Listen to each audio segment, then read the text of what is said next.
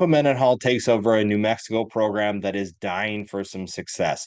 After a long time of really bad seasons, Mendenhall takes over, and there's already excitement surrounding the program. Everyone already expects them to be a better team. And today we take a look at the top 10 players returning for him in 2024. We start with the transfer, actually. Eli Sanders comes in from Iowa State, actually played a pretty prominent role in Iowa State's rushing attack, and now he gets a chance to play a actual RB1 type role in 2024 for New Mexico. This is a team that really needs to run the football well, and last year they did a pretty good job of that. They finished 19th, so I think that this is a group that expects to do more of the same. Part of that will be the quarterback, part of that will be the running back, and Eli Sanders comes in to give them a solid back, a go-to guy. 477 yards on 102 carries for 4 touchdowns, 6 foot, 200 pounds. He is someone who I expect big things from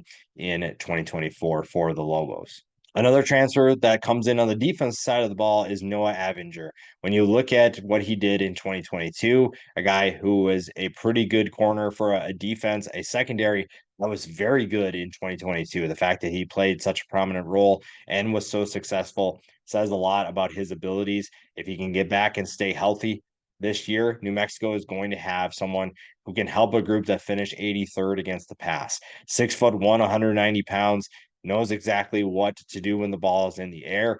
A good player that could be a shutdown corner, which is exactly what New Mexico needs. They need, essentially, they're going to embrace that underdog role with Mendenhall. They're going to be gritty. They're going to make plays, and they're going to make life tough for anybody that they face. Avenger is going to be one of those guys. Now, the passing attack wasn't good as I should say, rush at the rushing attack, but it was still a group that showed flashes at times. They finished 74th, but a guy like Caleb Medford showed some explosive tendencies. Had 30 catches for 551 yards. That's an 18.4 yards per catch average and 2 touchdowns. 6 foot, 397 pounds. He is a good target for whoever the quarterback is going to be this year.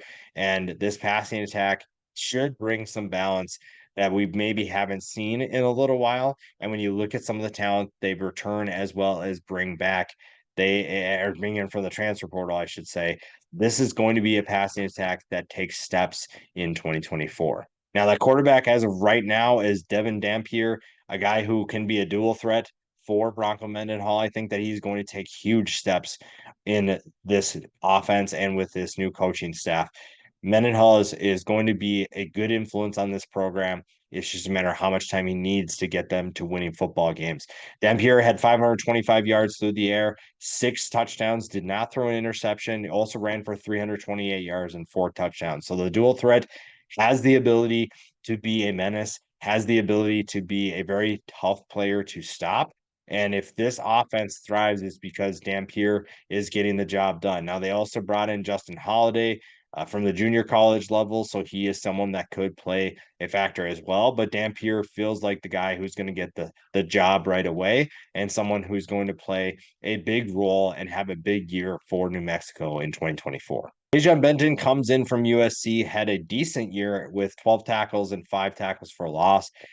Plays a more prominent role with New Mexico at the nose tackle position, should find a way that to start right off the bat. This was a group, the defensive line, that was young last year and honestly just needs to get better. If you're going to improve whole as a whole defensively, you need to find ways to get better up front. And bringing in a guy like Dejon Benton is a good way to get that started. He was a disruptive player at USC, and he can do the same for New Mexico. He could have bigger numbers. If you can do what he did at USC, you're going to find that life in the Mountain West is a little bit easier. You just have to find ways to be disruptive and then getting the guys around you to step up as well. One of those other wide receivers that we talked about is Isaiah Jones, who follows Jason Beck from Syracuse and had some explosive plays for the Orange last year, just 9 catches, but averaged 18.4 yards per catch and took 2 of those for touchdowns. 6'4", 200 pounds. So he's a big frame to throw to downfield. And you have to feel pretty good about what this passing attack could be. We talked about Caleb Medford, what he's capable of doing. Isaiah Jones is just as explosive. You also bring back Ryan Davis and Luke Wysong, so maybe not as explosive, but guys that can be a good balance to the rest of this passing attack. I really like what this passing attack could be.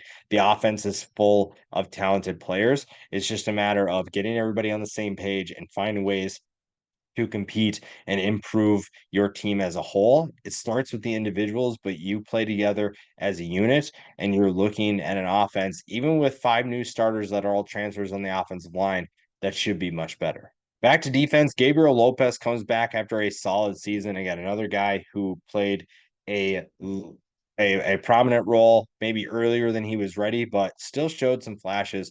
26 tackles, 4 tackles for loss, 2 sacks. Someone who is a very solid player and playing alongside guys like Dejon Benton.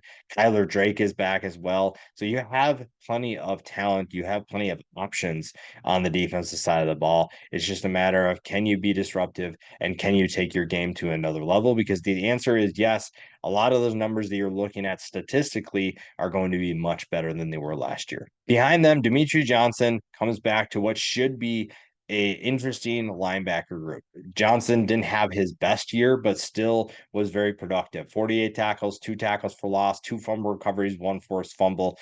I think that he is the leader of this group, and I think, has to get a couple of guys up to speed. Tyrick Austin Cave, one time a big time recruit, needs to find a new home, and he comes to New Mexico to do that. He's looking to realize that talent, and Johnson is someone who can get him up to speed and get him to that. He understands what it takes to make plays, so having guys around him like that will be huge. Back to the secondary, we talked about Noah Avinger and what he's capable of doing. We have a couple of safeties you could pick. Christian Ellis and Tavian Combs are 2 guys that are going to play very prominent roles. I went with Ellis here, 6'1", 208 pounds, had 59 tackles, 4 passes defended. I think that he is the most productive player in the secondary from last year's team. And again, this is a group that was okay at times, but needs to take a step forward. You're going to face some really fun passing attacks in the Mountain West, but that means that your life is going to be difficult. Now, part of that is your defensive line getting to the quarterback and being disruptive, but the safety position has to play a big role as well. I like the returning talent that this defense brings, but you have to find ways to take a step forward. And finally, another running back, Andrew Henry. Again, this rushing attack, I think, should be really good, which is what Bronco Mendenhall wants. We've seen that at Virginia. We've seen that at BYU. He wants to run the football, and Andrew Henry can play a role in that as well. Averaged 6.7 yards per carry, had 350 yards and 3 touchdowns on 52 carries. Someone who may not be the starter, but will play a rotational role and should see plenty of touches, even with Eli Sanders coming in. You also brought in Nakari Rogers from Campbell, who had 472 yards and 7 touchdowns. So you have options. This is probably the most optimistic New Mexico fans have felt in a long time, and that's a good thing. Bronco Mendenhall knows what he's doing.